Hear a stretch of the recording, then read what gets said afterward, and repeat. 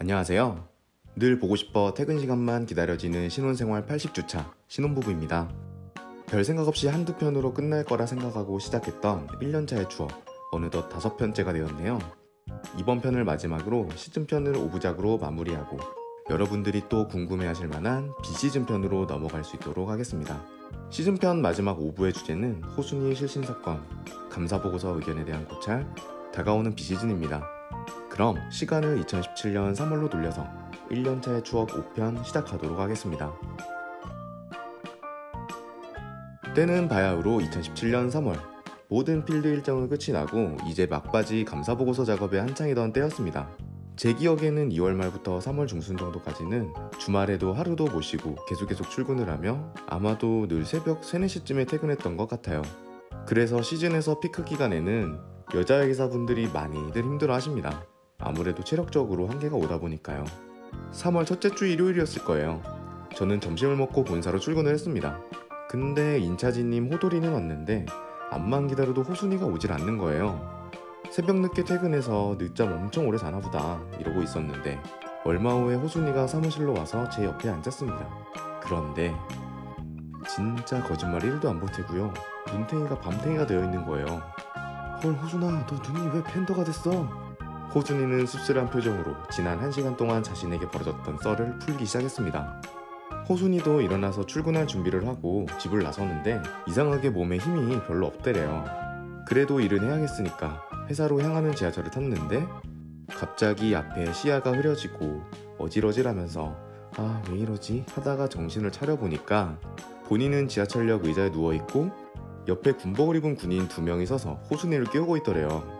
어떻게 된 거냐고 물어보니까 호순이가 지하철에서 갑자기 픽 하고 쓰러지면서 기둥 같은 거에 눈을 부딪혔는데 그대로 기절을 해버렸다는 거예요.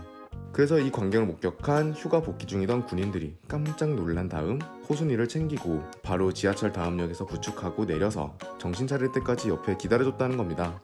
눈탱이 옆에 있던 밤탱이는 넘어지면서 생긴 거였고요. 이 얘기를 저랑 호돌이 앞에서 하면서 호순이는 거의 울기 직전이었습니다. 몸도 힘든데 눈까지 팬더 눈이 되어버렸으니까. 딱 봐도 호순이 몸 상태와 정신 상태가 정상이 아닌 것으로 보여서 인차진님께 말씀드리고 호순이를 근처 한의원으로 데려왔습니다.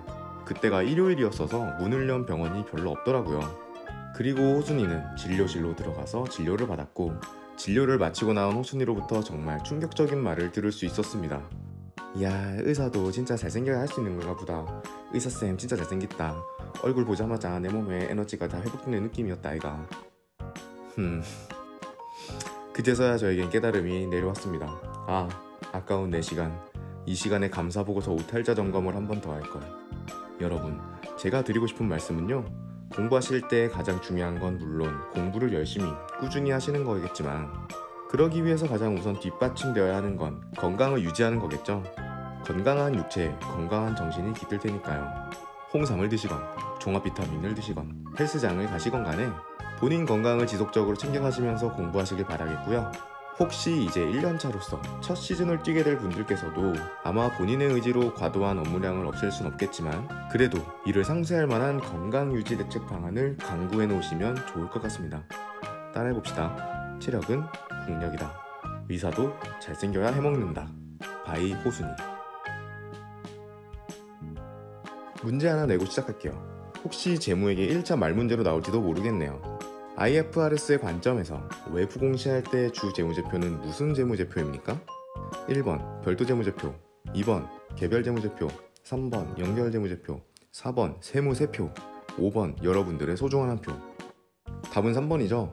IFRS가 바라보는 주 재무제표가 연결 재무제표이다 보니까 회계감사도 연결 재무제표를 중심으로 수행되게 됩니다. 따라서 그룹감사라는 개념이 등장해요. 간단히 말하면 종속회사들에 대한 감사도 수행해라 이런 겁니다. 하나만 더, 재무제표 회계감사 의견에는 4가지가 있습니다. 적정의견, 한정의견, 부적정의견, 의견 거절.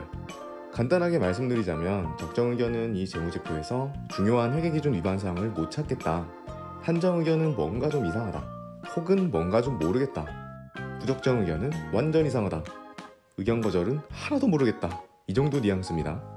그 당시 저희 팀에서 감사하던 회사 중에 그룹 감사를 하던 회사가 하나 있었습니다.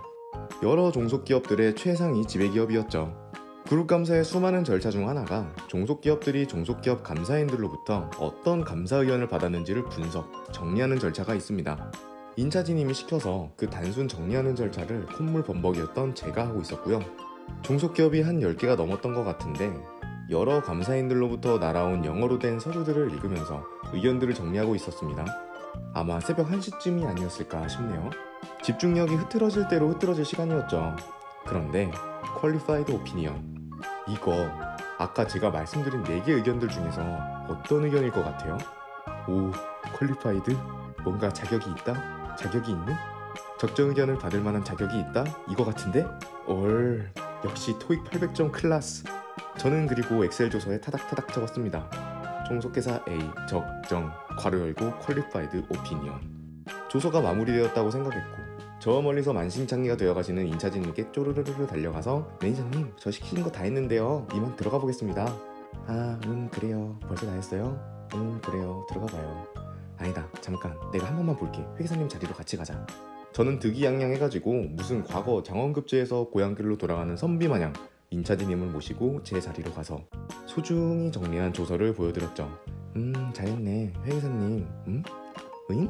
퀄리파이드 오피니언? 응? 왜? 매니저님 이 종속회사 뭐 적정 의견이라도 나오면 안 되는 이상한 회사인가요? 아니 무슨 소리 하는 거예요. 퀄리파이드 오피니언이면 한정 의견이잖아. 얘네 무슨 일 있나? 띠용. 그제서야 알았습니다. 퀄리파이드 오피니언이 한정 의견이고 디스퀄리파이드 오피니언이 적정 의견이라는 것을. 아니 무슨 진짜 영어 만든 놈들아, 왜 이렇게 단어를 헷갈리게 만든 거야. 뭔가 적절한 자격이 있는 느낌이었단 말이야. 결국 저의 해괴망측한 영어 실력 덕분에 새벽 2시에 칼퇴하려 했던 저의 야망은 물 건너가고 저에게 불신을 가득 품게 된 인차진님 옆에서 해 뜨는 걸 본 다음에야 집에 갈 수 있었습니다. 덕분에요 저 이제 절대로 감사의견 영어 단어만큼은 죽을 때까지 헷갈리지 않게 되었습니다. 평생 연구 장기 기억으로 넘어갔거든요.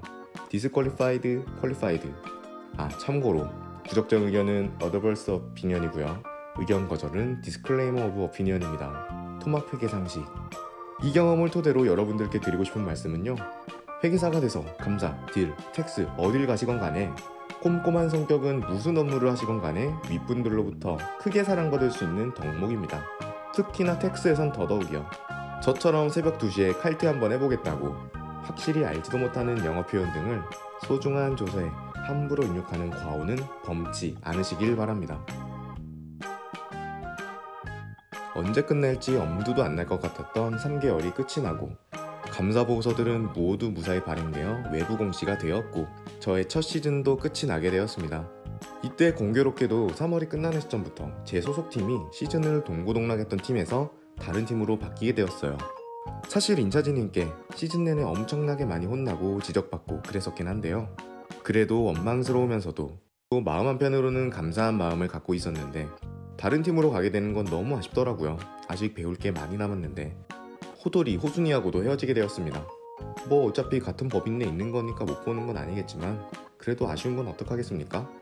하지만 새로운 곳에서는 또 새로운 경험, 새로운 사람들과의 만남이 저를 기다리고 있겠죠. 인차진님께 3개월간 저 때문에 너무 고생 많으셨죠? 정말 감사했습니다. 다른 팀 가서도 종종 연락드리겠습니다 라고 인사를 드리고 저는 정든 고향 같은 저의 첫 팀을 떠나서 새로운 팀으로 몸을 옮겼습니다. 이 인차진님께서 3개월 내내 저에게 반복 강조하시던 문구가 있었는데 아직도 저는 마음에 새기면서 감사 업무에 임하고 있고요. 여러분들께도 들려주고 싶어서 소개를 해보고자 해요. 회사가 준 자료를 그대로 믿고 그대로 사용하지 말아라. 아무런 의심 없이 그 자료를 갖다 쓰는 건 회계감사를 하는 게 아니라 회계기장 용역 업무를 하는 것이다. 저희 팀 1년차 분들에게도 마치 제가 만들어낸 말인 양 종종 해주는 말입니다. 여러분들께는 지금 많이 와닿진 않겠지만요. 회계사로서 살아가시다 보면 언젠가 한 번은 이 말을 떠올릴 순간이 분명 있을 거예요. 새로운 팀으로 옮겨가게 되었습니다. 새로운 파트너, 새로운 매니저, 새로운 동기들이 저를 기다리고 있었죠. 하하, 내가 이승철 선생님한테 듣기로는 비시즌 회계사가 완전 꿀이 잘잘잘 흘러서 막 당뇨병 걸리는 사람도 있고 그랬다고 했는데 본격적으로 한번 놀아보자. 하하, 신나고 기대된다. 몹시. 하하. 비시즌 회계사 워라벨에 대한 환상, 기대에 잔뜩 젖어있는 저를 기다리고 있었던 것은 잘잘잘 흘러넘치는 꿀도 아니오, 당뇨병도 아니오, 환상의 워라벨도 아닌 바로 감사본부 회계사들이 극혐하는 12월 말 결산법인이 아닌 3월 말 결산법인 기말 감사 업무에 대한 어사인 이메일이었습니다. X년차 추억 시리즈는 비정기적으로 연재됩니다. 질문, 수험 상담, 컨텐츠 제안 등은 댓글로 남겨주세요. 구독과 좋아요, 알림 설정은 신혼부부에게 휴양지로 해외여행 갔는데 여행 기간 내내 햇빛이 짱짱했을 때의 심정과도 같습니다. 고맙습니다.